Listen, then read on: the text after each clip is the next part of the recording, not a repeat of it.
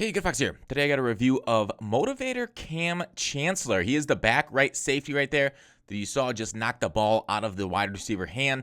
I play a lot of cover two, so he's going to be back there mostly. You know, when I play other coverages like man coverage, you'll see that too. That one I got swerved out a little bit. So Kam, while he's good against swerve, you really got to be on guard for it constantly. Even though he's got tall and he's a pretty good defender of it. You know how to defend swerve is just by basically running to the spot.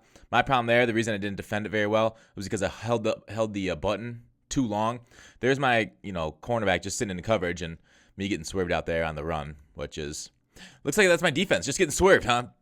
Anyways, yeah, I use Kam more as like a last line of defender, and in the cover four, he comes and helps fill it in. There again, I was preparing for the swerve, but just didn't get in position well enough. Anyways, onto his stats. 91 speed. It's good, but it feels like lower end. So maybe not the greatest safety for my type of scheme with that stuff, with the because the amount of ground that he has to cover in that, whereas like he's more of like an in the box type safety. So although I'm going to say he wasn't the greatest for my scheme, he still performed probably as good, if not better, than every other safety I've had up until this point. Just got Bob Sanders. I will do a review on him too, so I'll give my thoughts on the Bob versus Kam then, because I haven't looked at the game tape of Bob yet.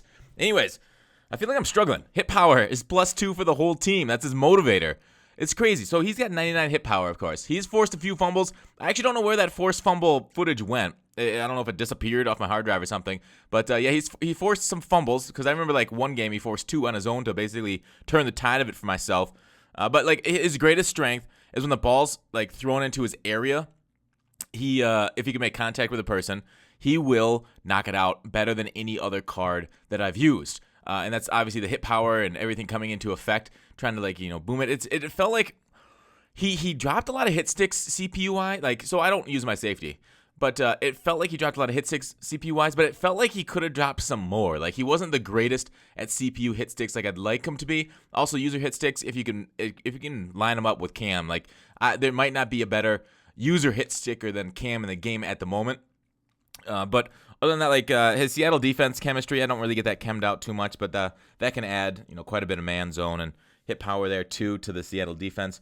92 acceleration, 89 agility. It's a little low for trying to cut and face guys. Like when they throw the ball near him, he doesn't get as many interceptions like cutting to the ball. But like right there, perfect example of him knocking the ball out of somebody's hands after they receive it. Like if he can get that good animation like that, that one's kind of like triple team. And we all like being triple teamed depending on the gender. Anyways, moving on, his pursuit 95, tackle 94. So if you're gonna hit with his hit stick, he'll get a better chance of tackling that way.